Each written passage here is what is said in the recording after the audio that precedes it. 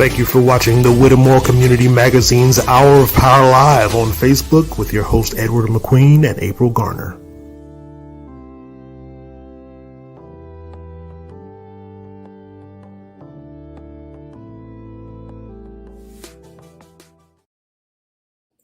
And good evening. It says it's time for broadcast. That's what we got to do, right, April? That's right. Got to get ready for it. Mm-hmm. I'm your co-host. I'm your host, Ed McQueen, and co-host Miss April Garner. Always looking the best over there. But not sure you want to pull the glasses off, but that's okay. Yeah, because I could see the glare in the glasses. I could see the light in the glasses. We're by that. I need to start off by. I don't want to be amusing about this because it's such a critical issue, but different strokes for different folks. Yeah, I want to say that. And we're talking about young folks now, and that's our topic for today. I want to welcome you all to the program, welcome our viewers. We are, of course, live on Facebook and wcmagazine.net. Please join us today, and probably your questions and your responses to our guest today, and we're going to be talking about the stroke. Our guest, and I should allow her to tell you about her, but we just want to give you just a quick preview. She's a stroke survivor since the year 2002, and through research and education, she subsequently went on to establish an organization called Young Stroke Incorporated, with the mission to raise awareness about the management and treatment of stroke among young adults and their caregivers. So what she wants to do today is share the consequences of being a stroke survivor, and subsequently becoming infected with COVID-19. Okay, there's a huge correlation there, and the correlation is startling. Okay, so in our topic today is the young stroke in South Carolina. We're going to put a focus on South Carolina during COVID-19. So we're going to welcome you to our guest, Ms. Amy Edmonds, and she is that stroke survivor. She doesn't look like it though. Looking better than that. So good evening, Amy. Well, good evening, and thank you for having me. And I'd like to acknowledge the good work that you and April have been doing in South Carolina for many, many, many years to keep important topics in front of the citizens there in South Carolina. You are such a landmark, and your work is to be applauded. Yeah. We appreciate that. I think I can speak for April on that. I mean, but we certainly appreciate that. And I think what you're alluding to is that fact that you were on our program when we were on the radio program. I think it was back in 2011, I believe, 2012, no, 13, mm-hmm. Yeah. Mm-hmm. And you gave information about the fact that you were a stroke survivor. And I'm sure the audience appreciated that. We got a lot of feedback on that, and things have the issue is still the same. The young strokes, young people having strokes, it may have gotten worse. I don't know, but that's why we want to have you here to kind of give us a rundown of how it's been going since then, and what kind of literal research that has afforded you more information so that you can convey it to us. I certainly appreciate it. And so we'll turn it over to you, Amy. If you could, why don't you, if you could start with a bio, a little small, brief bio of yourself to let the people catch up to your amazing work since you were on the last radio program. You were located, by the way, I'm going to tell my audience, you were located right on Creel Street one time in Conway. That's right. And so I am going to share a little bit more information about myself when I get into the presentation. Did you want me to go ahead directly to the slides? Yes, it's on you. When hopefully our our viewers and audience can jump in and share what they've experienced maybe, and see what if you're offering anything that's contrary to what they've gone through. Okay. Well, today what I'm hoping to share with you is a profile of stroke in South Carolina, but within the context of COVID-19. COVID is with us. We're having to adjust to that. And it's very difficult to separate a discussion about COVID from stroke. And even though we initially thought that COVID was very much a respiratory issue, we are finding that there are neurological consequences of COVID that are causing stroke to present itself. And ironically, it's presenting itself most surprisingly in young adults. And so this is what I'm really excited to share with you today. And I'm going to be sharing my screen so that I can walk you through a few slides that I have prepared. Okay, yeah, we'll go. Absolutely. Go ahead. Okay.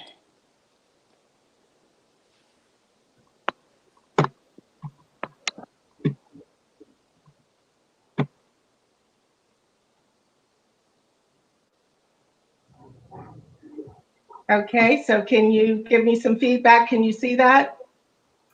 Yes. Hold. Let me. Yes, I can see that. Yeah. Okay, great. So I'm going to go forward. And so I wanted to start by first sharing the different types of stroke. And there are basically two types of stroke. Either a stroke occurs as an ischemic stroke, which is referred to as a block, or meaning that there's a clot that occurs in a blood vessel in the brain. And ischemic stroke is the most common type. And when there is a clot, the blood flow is prevented from providing oxygen-rich blood to the brain. The second type of stroke is a hemorrhagic stroke, and that is also referred to as a bleed.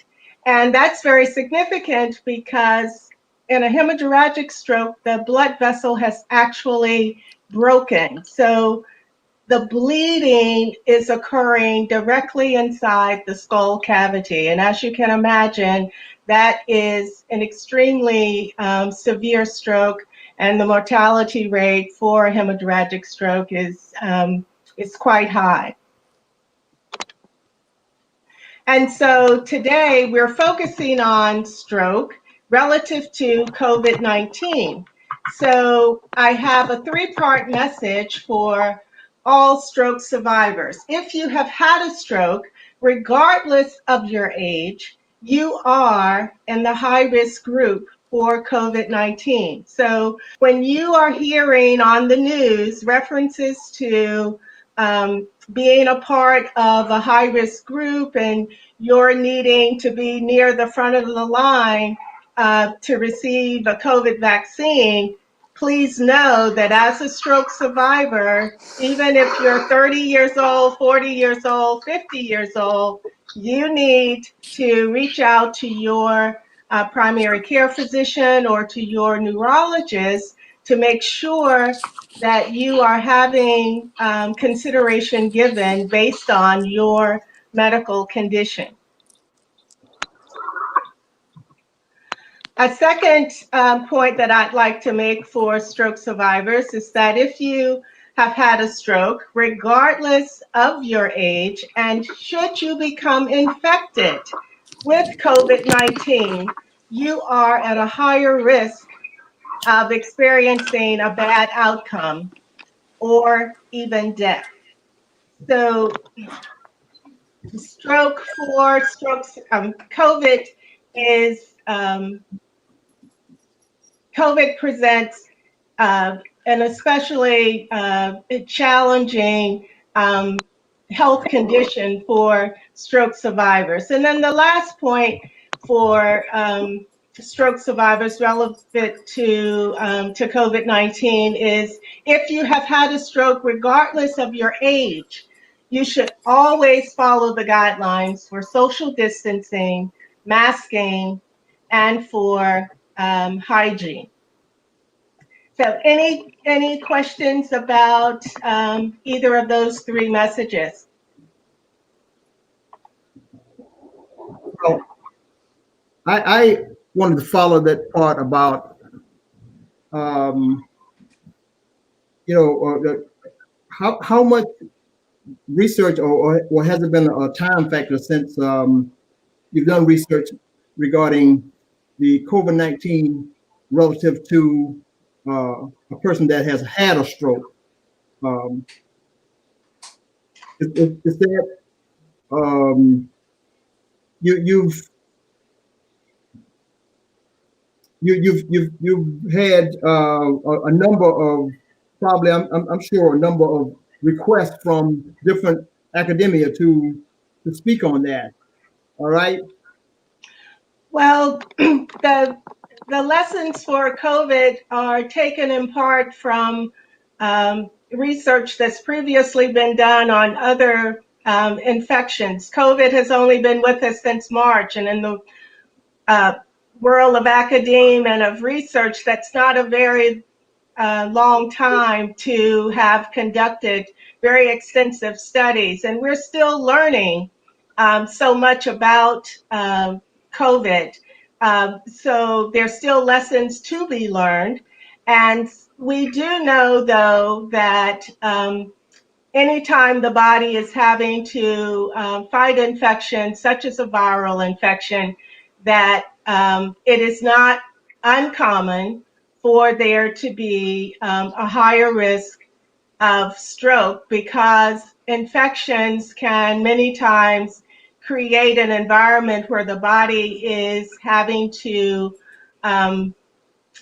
emit more blood clots, and that is certainly true with COVID. We have learned that it does indeed create an environment within the body, and a reaction to the inflammation.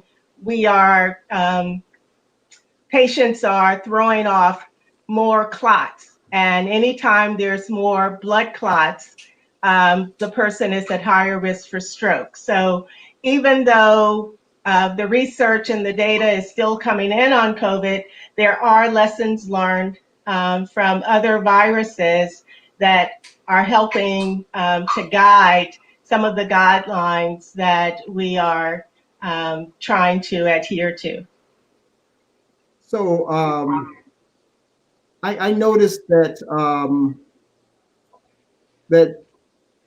you were a visiting international lecturer at the University of Koblenz. That's in Germany. Yes, that was in Germany. Yes, a couple of years ago. Right. Do they do they look at that? Has an issue with their young people also? Young people. I'm sorry, I didn't hear the end of your question.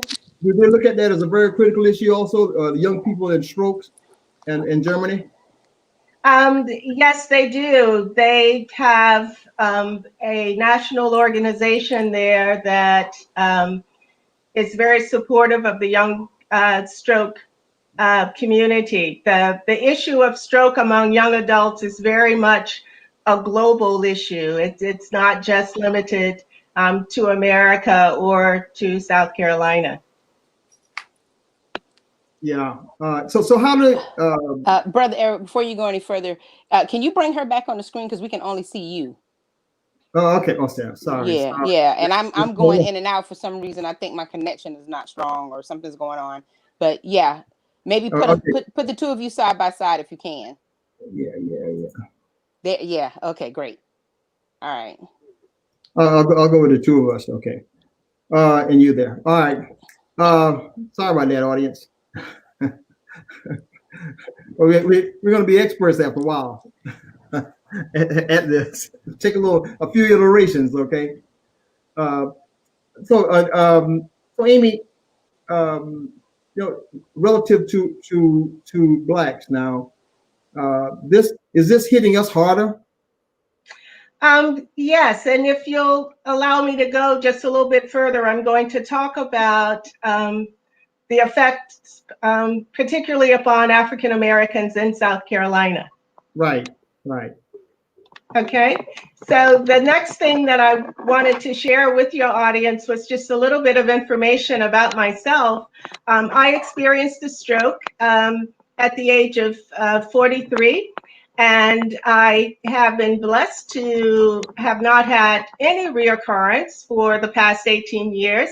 I had what was identified as a cryptogenic stroke back in 2002, and cryptogenic is a word that simply means unknown cause, that there has been no definitive reason as to why I may have experienced stroke. I have never been a smoker. I was not diabetic. I didn't have high blood pressure. In contrast, I was exercising. I was in great shape. I was eating a healthy diet.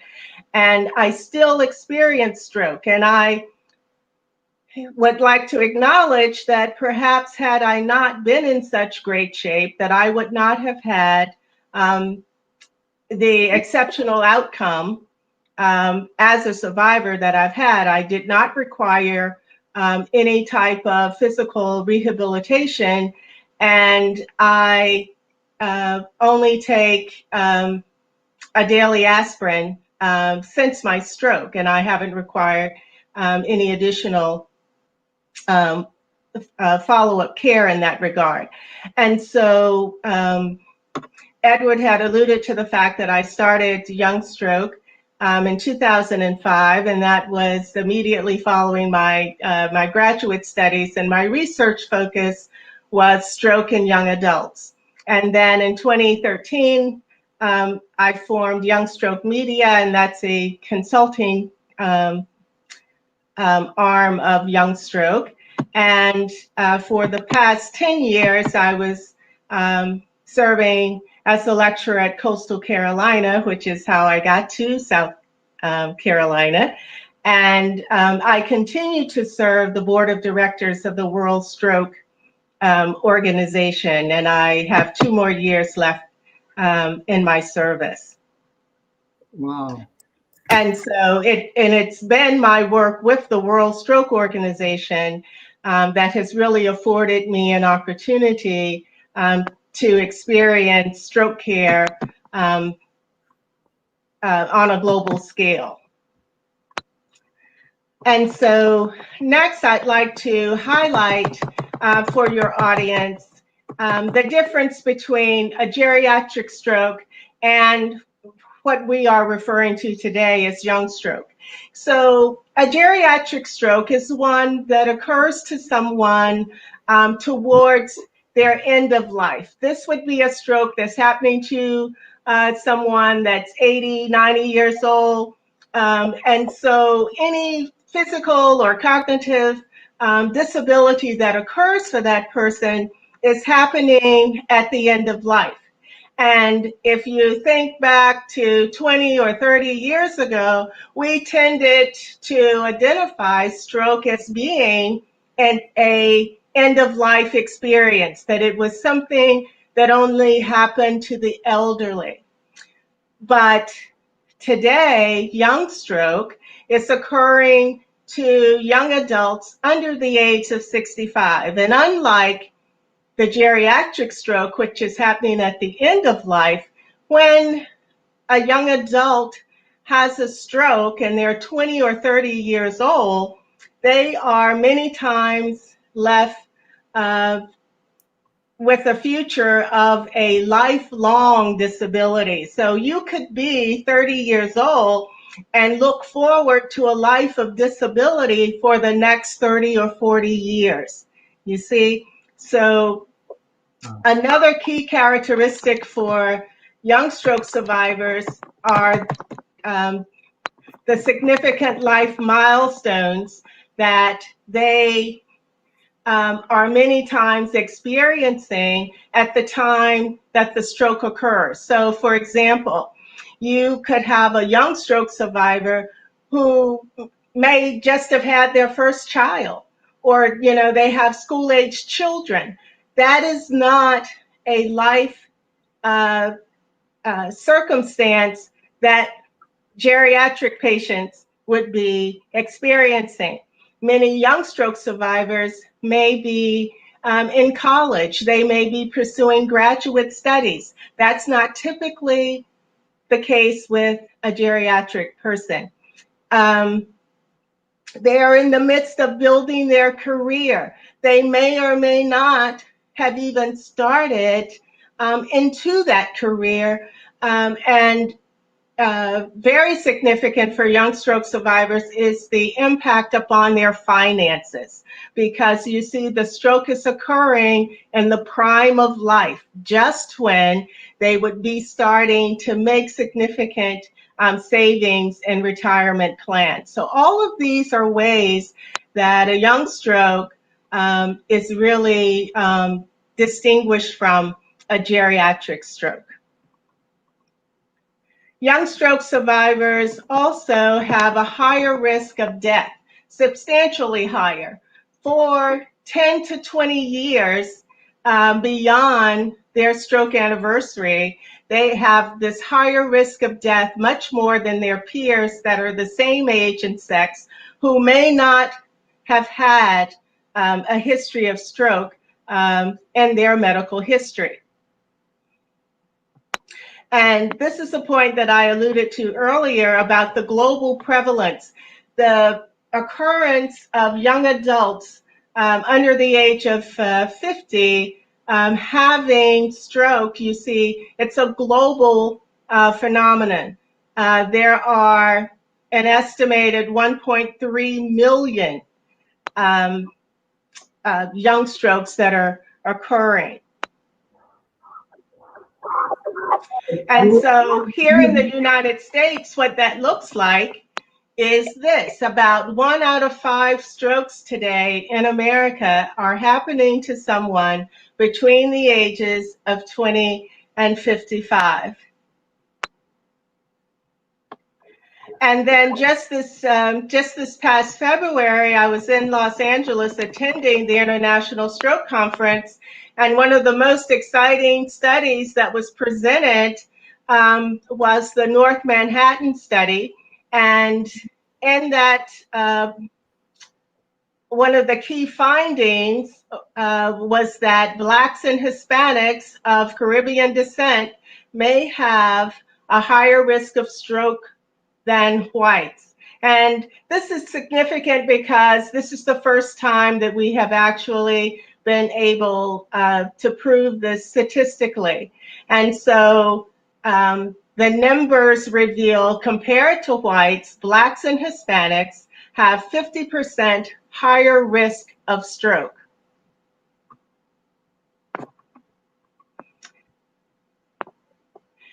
And then, Edward, to your point, let's look at this relative to South Carolina. South Carolina is quite interesting because here we see 52% of African Americans are more likely to die from stroke than whites. And 48% of the state's stroke hospitalizations among African Americans in 2018 were under the age of 65. And so we could sit right here on this slide, for a good long while and talk about, some of the reasons that this is occurring. Yeah, I wanted your take on that, Amy, in terms of what do you think is the major thing that we should be addressing right now in order to eliminate some of these bad statistics on Blacks and strokes? Okay, well, I think that it's very important to acknowledge, and I'm going to show you a slide later that highlights that, one of the conundrums in stroke care is that the message has to start in the community.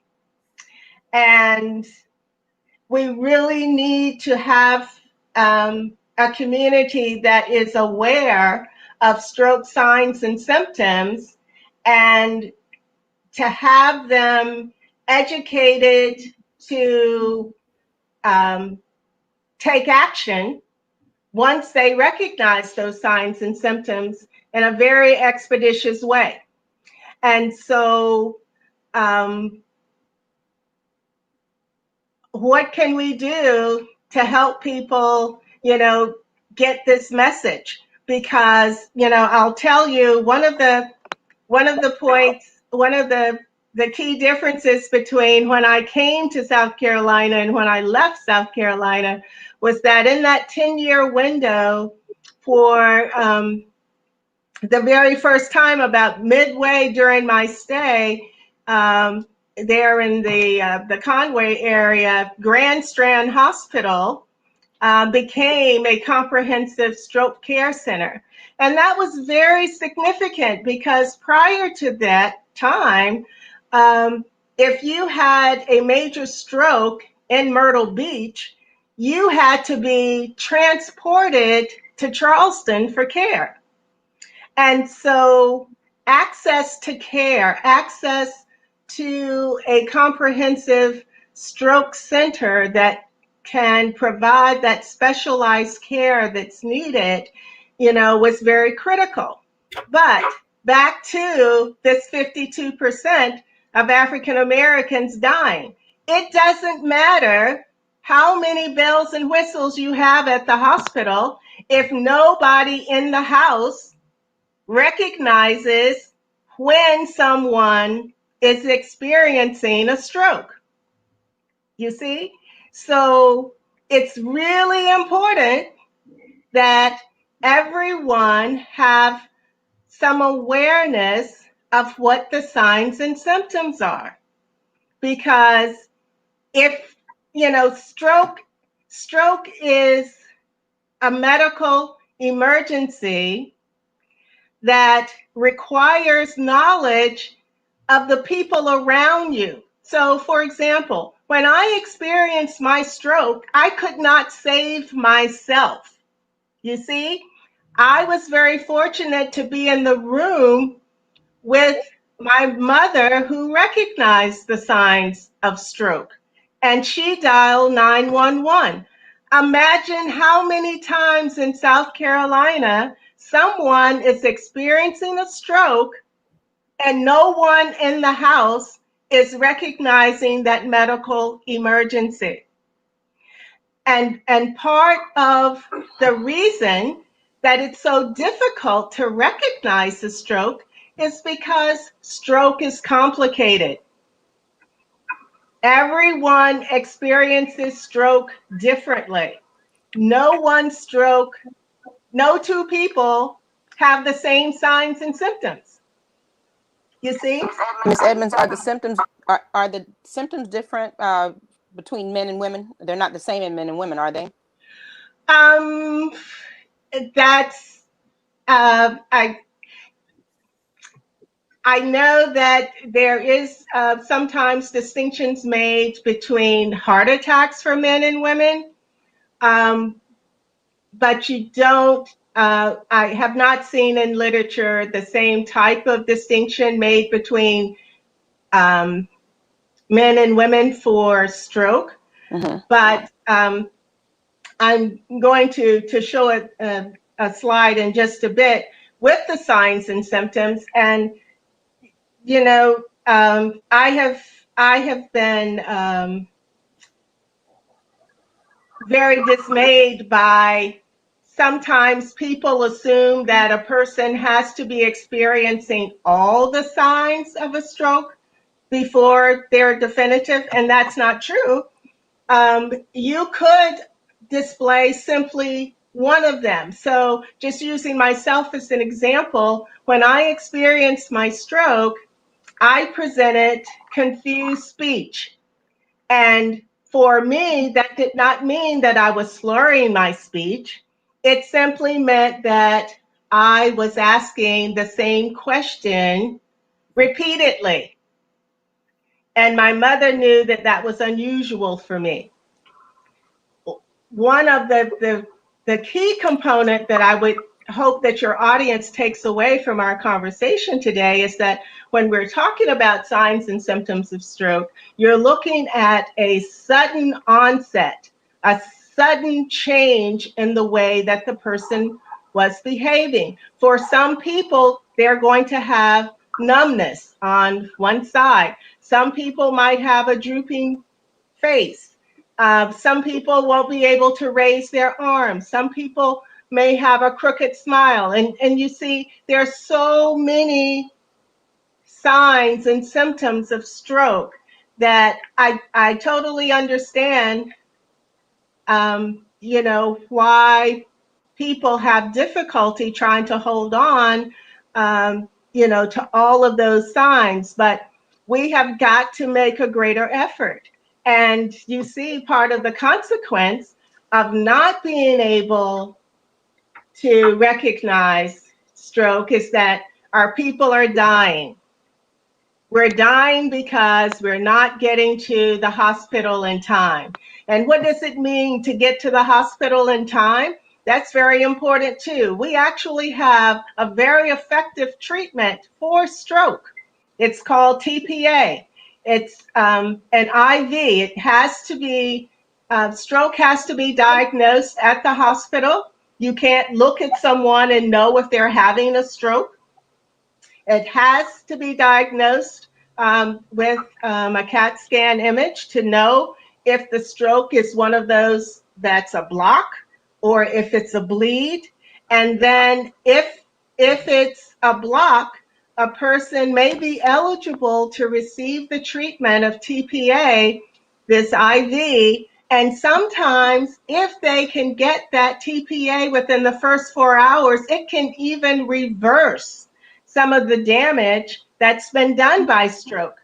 But that means, back to the person at home, they have got to recognize that somebody in the house is having a stroke and they dial 911 right away to get the person to the hospital. Too often we have people saying, oh, well, let them lay down and see how they feel in an hour or two. If they don't feel better, we'll take them to the doctor. No, we need to get to the doctor so that we're under the 4-hour limit to enable your loved one to get that TPA treatment. If the person arrives 6-7 hours from the onset of the stroke, they are no longer eligible to receive that treatment. Mm-hmm. Get back to your block and bleed. I always thought a stroke meant an interruption of the blood flow going to the most vital part to keep you functioning, like maybe your brain or something. So I wasn't aware that it was like an overbleed, which is how I interpreted what you're saying. And you gave the description of what the block is, but what about the bleed stroke? Okay, for stroke that is a bleed, the hemorrhagic stroke, you cannot give that person TPA. TPA will help remove the blockage, but it would be very much like putting gasoline on a fire if you administered TPA to someone that had a bleed, because the medication is designed to create flow, and you don't want to add to the blood flow of someone who's having a hemorrhagic stroke. So what do you do? I mean, what do you stop the bleed? stop it, but well, that person requires immediate surgery to try to stop that bleed. Okay. And then notice it must be a time frame there in terms of if they don't get to the person in time. That's right. That's right. And you have to appreciate, you know, that's a very delicate surgery because the person's brain cavity within the confined space of the skull is filling with blood, and there's a limited amount of space. So it's extremely exceptional for someone to survive a hemorrhagic stroke. And even if they do survive, many times there is very severe brain damage. Wow. I'm going to come back with a question when we come back, but we got to take a commercial break. Sure. And we'll be right back. Having problems with your vehicle?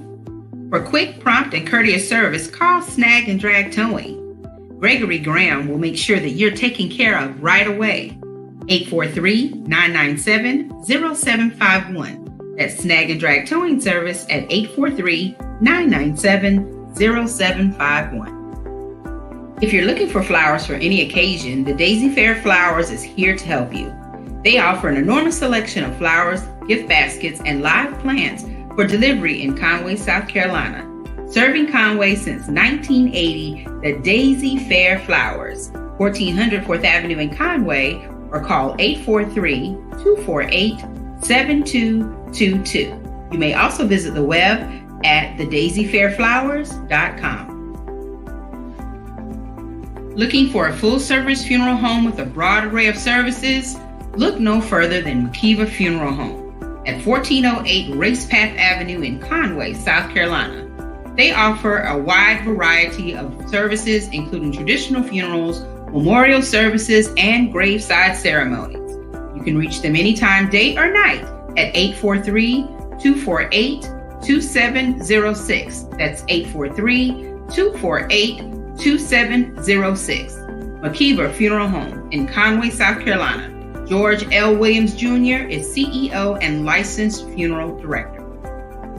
For all of your insurance needs, home, auto, and life, see how it feels to be on a #1 team with Tony McAfee of State Farm Insurance.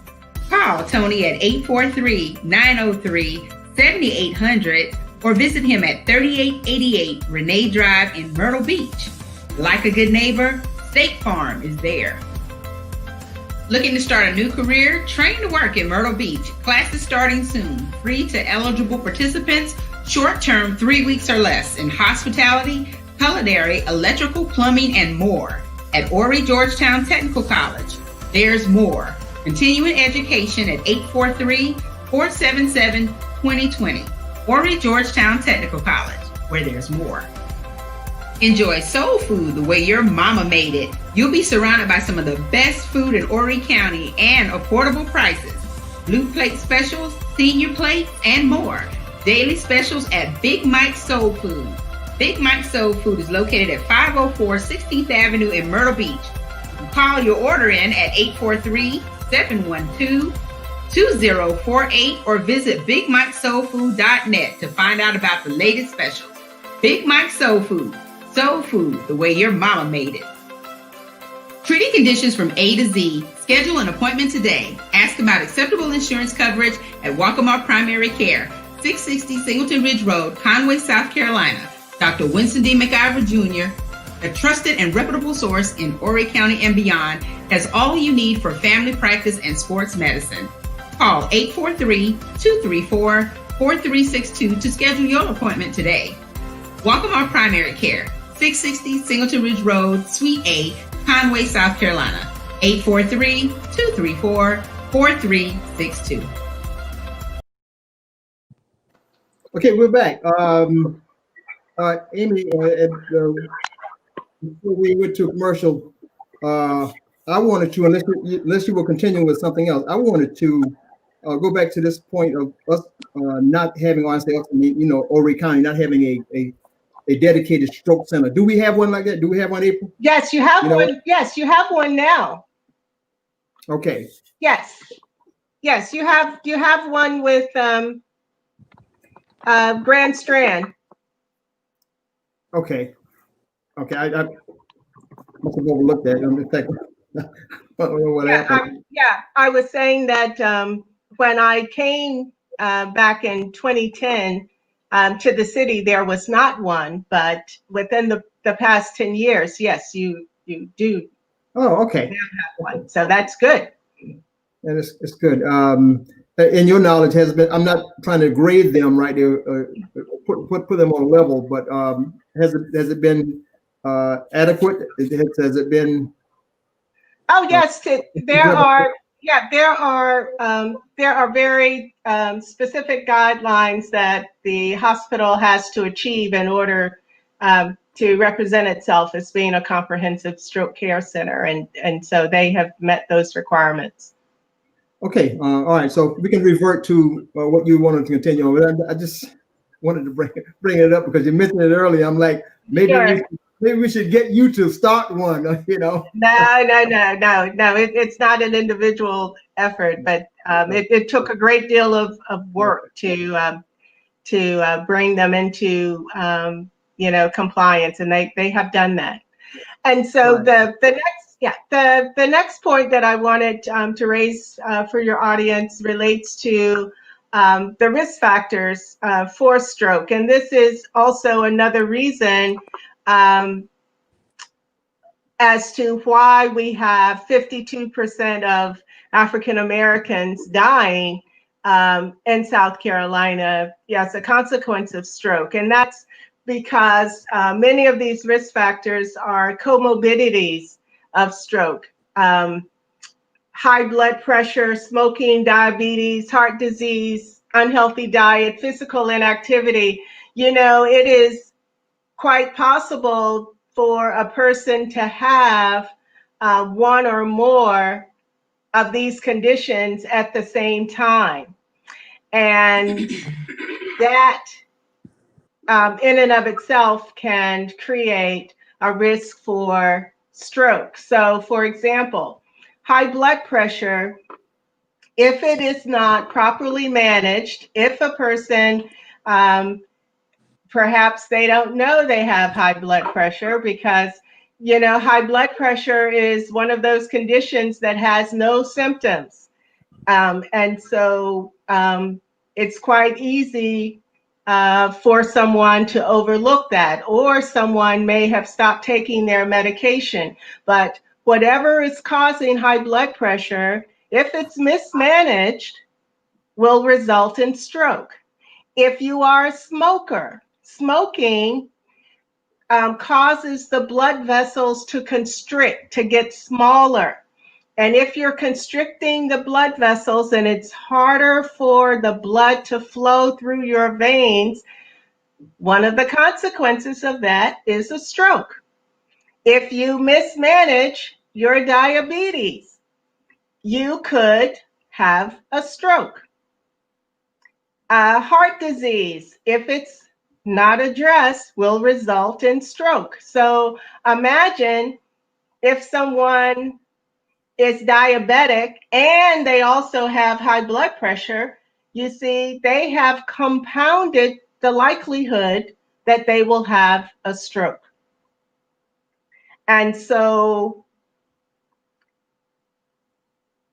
in order to avoid stroke, some of the natural solutions would be to incorporate a low salt diet and to exercise. And then if you have been prescribed medication, then you want to be faithful about taking that medication. And by no means do you want to smoke, because smoking really increases the likelihood that you will end up with a stroke. They've got some really advanced medications out there now. I'm getting it. Okay, yeah, they've got some really advanced medication out there now that I think is handling very well the victims of these two illnesses, like diabetes and high blood pressure. Do you know of any further advances than what's out there now, Amy? You're right. There are tremendous medications that can help to manage high blood pressure and diabetes. But what's interesting about all of these risk factors that I really like to highlight for your audience is that the good news is, for the most part, all of these risk factors are within your control. No, who controls how physically active we choose to be? Ultimately, that's our own decision. And who decides what we choose to eat is also a decision that we largely make for ourselves. And the same, with smoking. And so, ideally, we should at least make, a good effort to try to manage these conditions, in a natural way without pharmaceuticals. We don't need to take a pill to control a lot of these conditions. If we would simply exercise and lower our salt intake. A lot of these conditions can be managed just with those things. No meds required.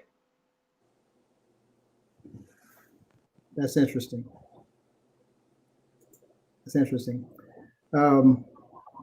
Okay.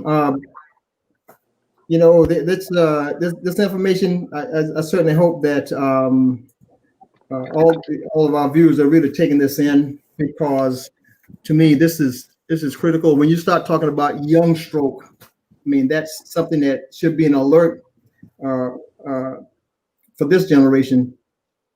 Especially.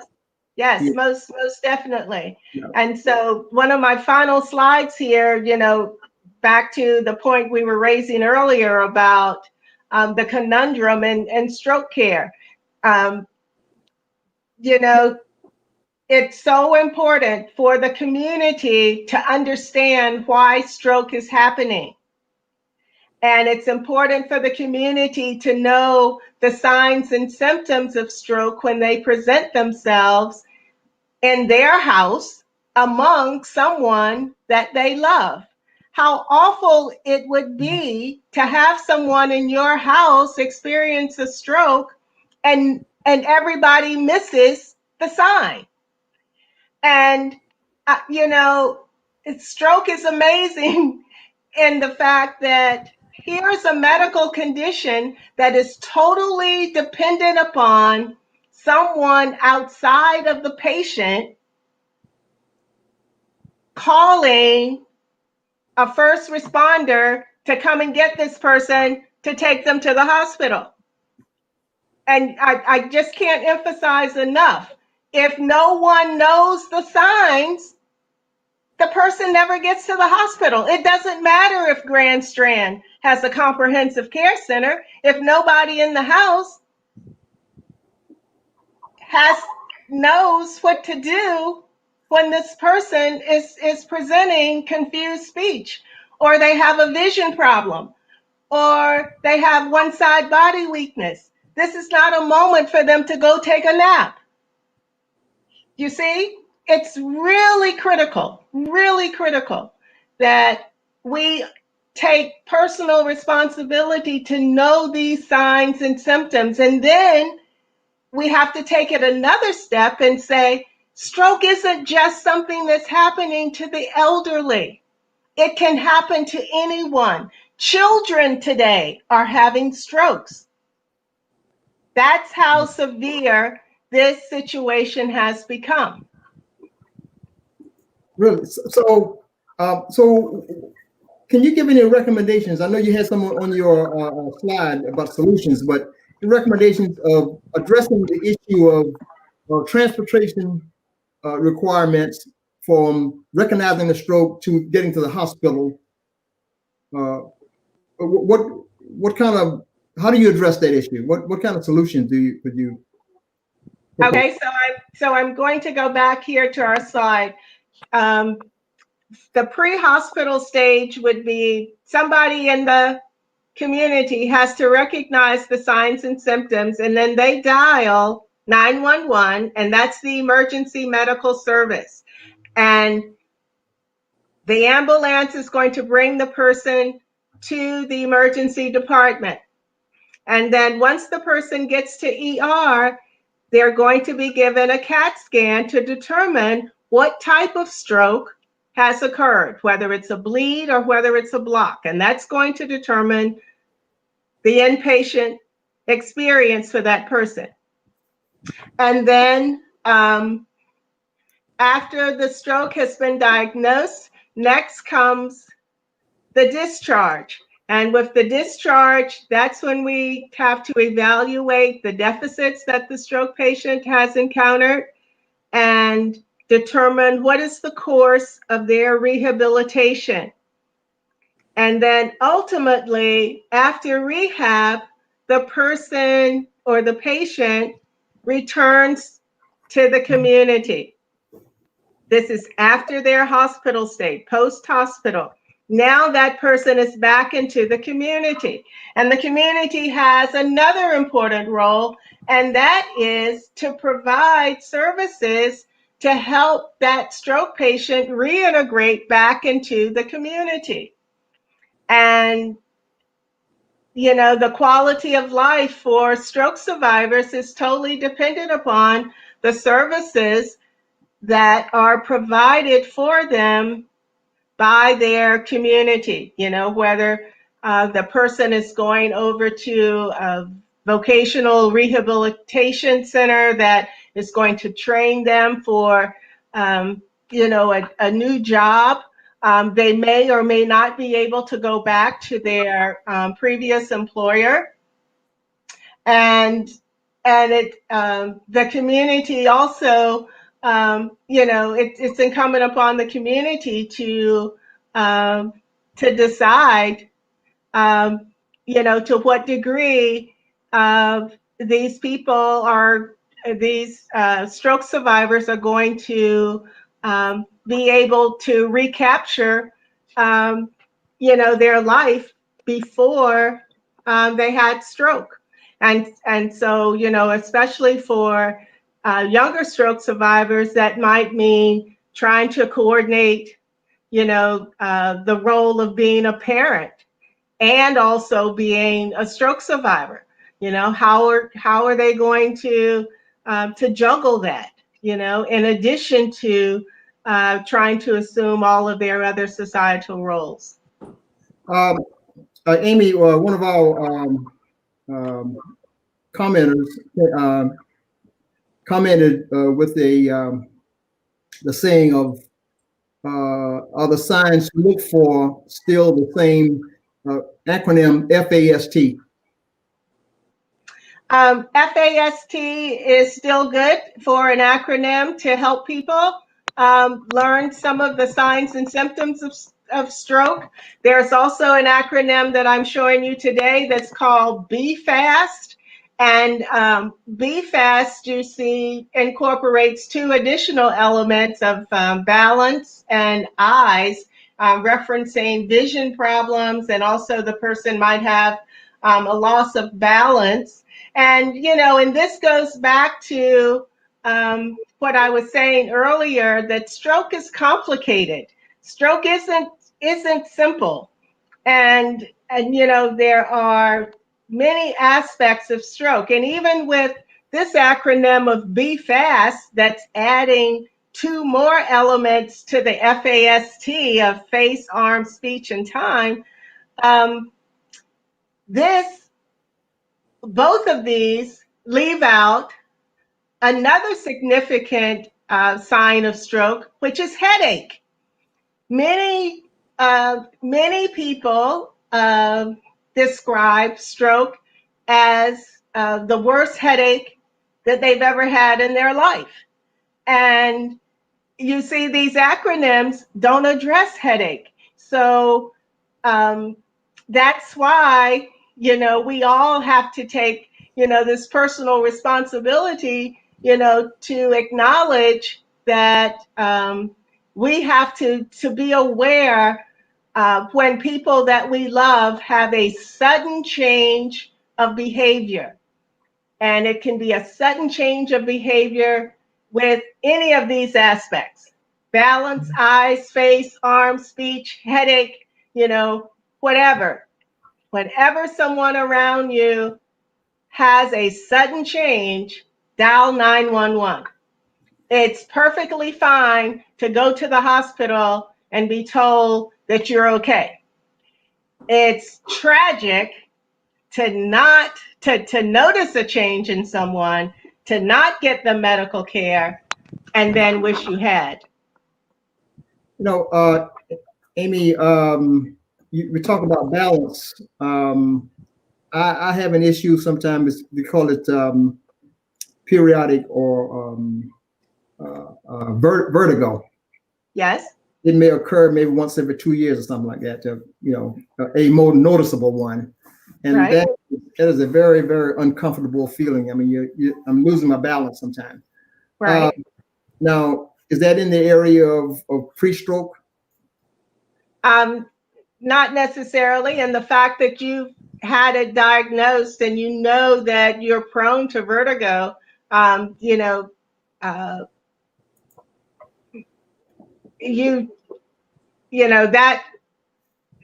diagnosis, should give you some comfort that you're not experiencing, a stroke. But again, it's always better to err on the side of caution, and have yourself checked. Yeah, right.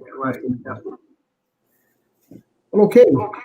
Okay, and then so my very last slide is just a restatement of what I had shared with you before. For all stroke survivors, if you've had a stroke, regardless of your age, know that you are in a high-risk group for COVID-19. And if you become infected, you are at a higher risk for a bad outcome or death. And so it's really imperative for all stroke survivors to adhere to the guidelines for COVID care. And I really appreciate, again, your enabling me to share this message with the stroke community tonight. Well, this information is critical, and I'm just praying that everybody looks at it. It should be startling when somebody comes up with your expertise and says, "Beware of young stroke." That's enough to kind of scare anybody. A young person anyway. So we, to our audience, before we leave off, afterwards we're gonna go to commercial, but Amy will probably leave. But to our audience, we in the absence of this weekend, Amy is usually the Whittemore alumni. They have a fundraiser, scholarships and stuff like that. And you since being in Conway, you probably have seen that. In their absence this week, we decided to show some photos of the past fundraisers. Okay, and so to some it should be entertaining, and to others they may not know anything about it. But we're going to go to commercial right now. And Amy, you haven't finished yet. Right? Have you finished? Yes, I'm done. Okay, we're going to go to a commercial, and we'll see. What we can do. We'll be right back. Do you need to complete your diploma or get your GED? Stop putting your future on hold. Contact the Horry County Adult Education Centers today. With 2 offices in Conway and Myrtle Beach, you'll be well on your way to a new career. Conway Education Center is at 843-488 844-787-6200, or the Myrtle Beach Family Learning Center is at 843-839-5400. You can also visit the website at hcae.horrycountyschools.net. Heating unit not working? Need answers right away? Call Quick Services Heating and Air Conditioning for comfort in a hurry. Quick Services Heating and Air LLC is the right choice for you. Call Kenya and Nina Keith at 843-488-1492. Residential or commercial financing available. You can also visit their website at www.quickserviceshvac.com. That's KWIK serviceshvac.com. Quick Services Heating and Air LLC, the right choice for you. Serving Horry County for over 79 years, Palmetto Chevrolet in downtown Conway has just what you need to find new roads. Come through and browse, make your selection, and find new roads right away. Palmetto Chevrolet, 1122 4th Avenue, downtown Conway. You can also visit palmettochevrolet.com or call the service center at 843-248-4283. Palmetto Chevrolet, find new roads. Matthew and Beatrice Rue left a rich legacy of funeral home services in the capable hands of Atu and Tammy Williams. Ocean View Funeral Homes and Cremation Services with 2 chapels serving the Horry County area. They offer full-service funeral and cremation services with no hidden fees. Call for details. The Conway Chapel is 843-248-5376. The Myrtle Beach Chapel is 843-916-8929. They offer affordable, professional, and caring full-service packages. Ocean View Funeral Homes and Cremation Services. Okay. Over the past this past weekend, including today, we've had some spectacular things being done by our religious community in terms of coping with this virus and making sure that things are running smoothly in our community here. So this morning, Friendship Church started a COVID virus testing, and it went on from 8 to 10. As usual, it goes well, like we did 2 weeks ago with Dr. McIver.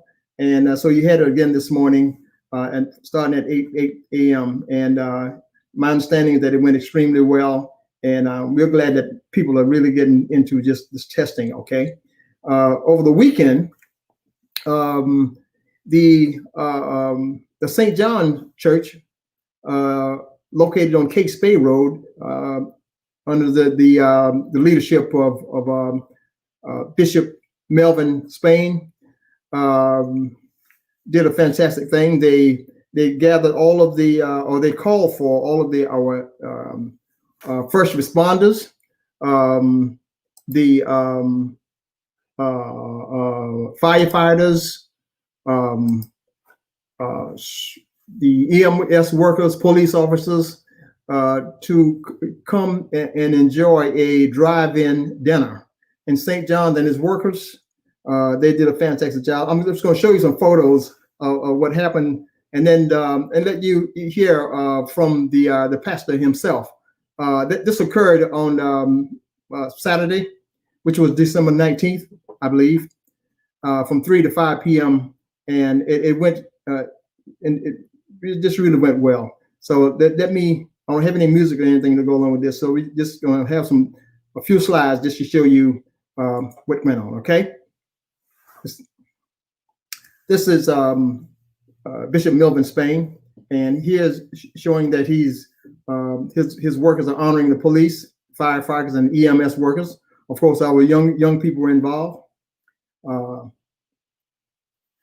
There they are, and these vehicles came up right after one after another, taking part. Really fantastic. Okay, really, and there's a mighty kitchen helpers at St. John, Bishop Spain and his group, and this is their logo here on the outside, which they do. So, and Bishop Spain had a few words to say about this. God bless all of you. This is Bishop Melvin Spain, pastor of St. John Church of God in the Sand Ridge community, Cakes Bay Highway. We're here today to show our appreciation to our policemen, our firemen, and our EMS for the Christmas season. And we pray that while we are doing this, that we will touch somebody's lives, share something good with them, with a word, with food, or in whatever way we can. So we're here today on December the 19th, showing our appreciation to our police department, our firemen, and also EMS for everything that they have done and that which they are doing now. So we want to thank the church that pitched in, helped out, all those that gave donations, all those that contribute by cakes, whatever you've done to help make this day what it has been. We want to thank all of you on behalf of St. John Church of God. We thank you. We're praying for you. You pray for us that as we go through this pandemic, that the Lord will take us through and we will come out on the other side with a praise of how good God really is to us. Again, we thank you. Merry Christmas, Happy New Year, and we're praying for all of us to make it through this in good health. God bless you. So there you have it with Bishop Melvin Spain.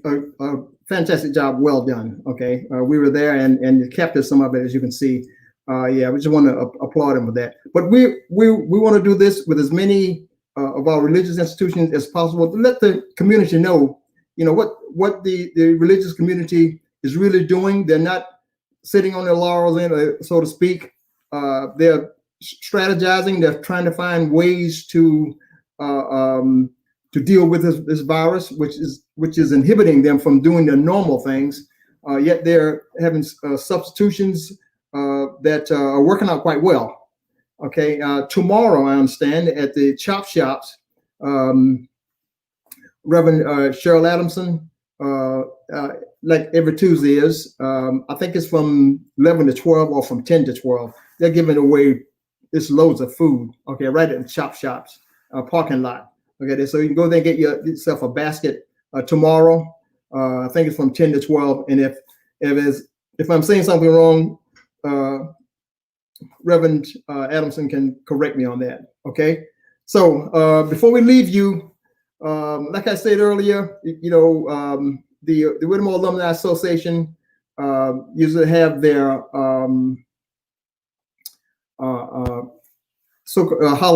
annual holiday fundraiser, and this is for scholarships for the children. It's been working out very, very extremely successful for the past 10, 20 years. Okay, and they've given thousands of dollars away to eligible young people to further on with the help of scholarship money. I think it was $1,000 a piece every year. They've been giving that, and averages around six or eight thousand per year. Some years it's like 10,000. So, but anyway, we want to leave you with some of their some photos of what they did in the past, and some people. So if you see your face,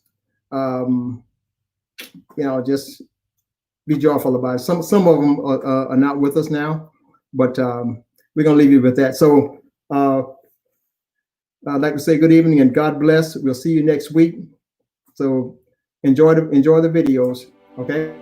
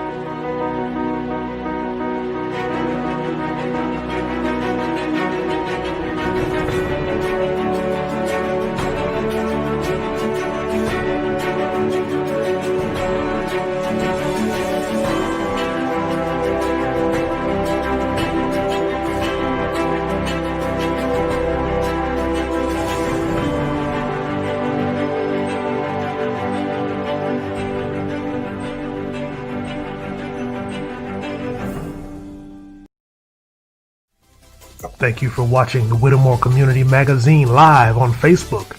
You can watch a rebroadcast of this episode by visiting WCM Live on YouTube.